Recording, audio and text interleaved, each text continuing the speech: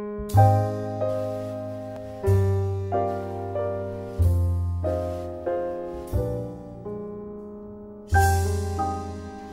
my name is Richard Bell. Welcome to Bell Alliance Studios. This video is part of our ongoing series of Ask Rob. So I'm joined in studio by Rob Regan-Pollock, who's the owner of Invis, Rob Regan-Pollock. Welcome again, Rob. Yeah, thanks very much, Richard. So today's Ask Rob question, Rob, is we hear this phrase, cost of borrowing.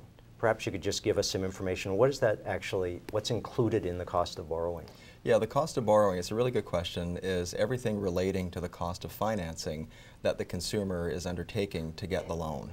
So, you know, to me it's very interesting as an accredited professional when consumers are calling us, you know, the first question they ask is, what's your rate of interest? So certainly the rate of interest is foundational to the cost of borrowing, but it's not the only item.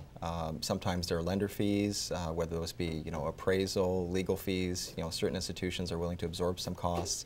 So you're looking at fees, you're looking at the compounding period. How often is the interest compounded on the loan? You're looking at the terms of the loan with respect to opening the contract partway through the term. If you're looking to blend the interest rates, for instance, are they factoring in a penalty there?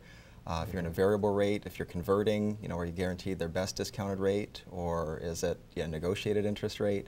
So there's so many factors that need to be identified in the terms of the loan, more than just the interest rate.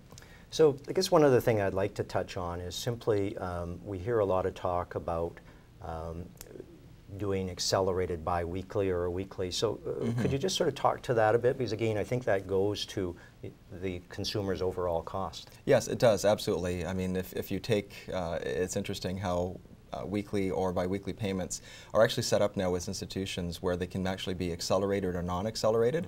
So it's always imperative, if clients want to go with weekly or bi-weekly payments, that those actually be accelerated. Because what those actually do is you wind up making an extra month's payment to principal over the course of the year.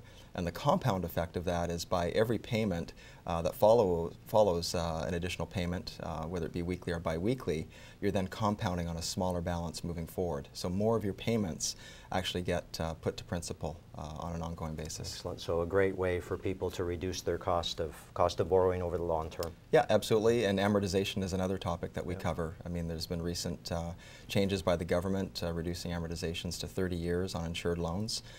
So if you take the same payment and stretch it out, you know, for 5 more years, that's a lot more interest that people are paying. So, you know, the relevance of a person's plan is, you know, paramount to what we do. So we want to make sure that they're aware of all the terms of the mortgages that we're recommending. Excellent. So I must say, Rob, you know, we're doing this series of Ask Rob, and I think the information is really valuable, and it just reinforces for me the importance of working with a mortgage broker who can provide a whole variety of advice that's in the best interest of the consumer. So again, as I've done in some of these videos, if you do need someone that you can trust and who's very knowledgeable, please give anyone on Rob's team a call. They do a great service. Thanks very much for watching this one. Again, there's some others posted on the site. Please take the time. They're all very informative. I think you'll learn a lot from them. So again, thanks very much, Rob. Yeah, pleasure. Thank you, Richard.